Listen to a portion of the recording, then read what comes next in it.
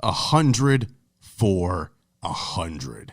The podcast for all you new movie watchers out there that are trying to figure out what films you should be watching. Yours truly took the time, the effort, the bleeding of my hands to put a list of 100 films together that I think are the ones that if you want to start out watching movies, these are the ones you start out watching. And they're ranked. They are ranked from number 100 all the way up to 1. Every single one of these, all 100, is accompanied by a 100-word review. Now, if you remember yesterday, and these are coming out the first 100 days of January, so we're running into the second week of January here. If you remember yesterday's joint, man, we were in the 90s. We're talking about The Crow, directed by Alex Proyas. Sit down and check that out if you haven't. The Crow is a good, moody, atmospheric joint. Today, a different kind of mood, I can tell you that much right now. Today it takes us to the 70s, back to the 70s with director Tobe Hooper, with the little joint called The Texas Chainsaw Massacre. This is our first foray into the horror slasher genre, man.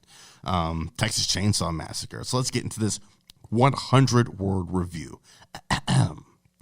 One of the originators of the slasher genre, Texas Chainsaw Massacre, set a standard that has been often imitated throughout the decades.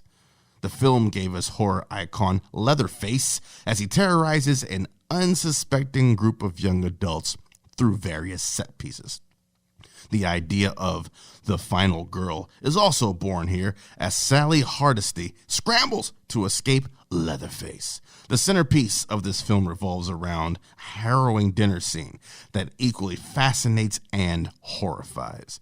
Even for those who aren't a slasher fan, Texas Chainsaw Massacre deserves a watch to respect the film that ignited generations of blood and gore. Boom, 100 words right there for you. Man, Texas Chainsaw Massacre was some wild business. I watched it for the first time last year, thanks to the wonderful Carol Coles coming up with an idea for a podcast we do over there on Patreon, patreon.com/Paprika Podcast, by the way.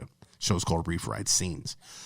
We watched Texas Chainsaw Massacre, the original, and we also watched the remake that Platinum Dunes did. No need to talk about that remake. But yes, locking down the number 93 spot is Texas Chainsaw Massacre, which should have been called Stay Your Asses at Home. Because that's what I would have been doing. This is the shit that happens when people go outside and want to do stuff. No, thank you. This is, like I said, one of the original slashers. I think this still holds up to this day. The most unbelievable part of this movie is the fact that a man skinned another man's face and then wore it on his face. I'm not sure if that's unbelievable or the fact that the obviously overweight Leatherface is able to run like 20 minutes straight in this movie, because the last 20 minutes of this film is a lot of running and screaming and chainsaw noises. That's kind of the part that takes me out. It's just Leatherface on the tear for, I guess, about a solid 15, 20 minutes. And poor Sally just running and screaming her head off, not being able to find any respite whatsoever. This is one of the few horror films I know I'd live through because I wouldn't be out there in the first place. Nope. But that dinner scene, man. That dinner scene and those dusty-ass people scared the shit out of me. No thank you. They're just... This is like one of the original, like, just hulking behemoths that will not stop until the task that they have set for themselves is complete.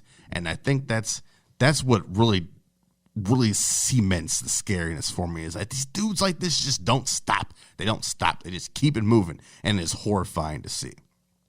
But that's number 93 on our list. Texas Chainsaw Massacre, 1974, director Tobe Hooper. Go ahead and check that out. Coming in 93, Texas Chainsaw Massacre.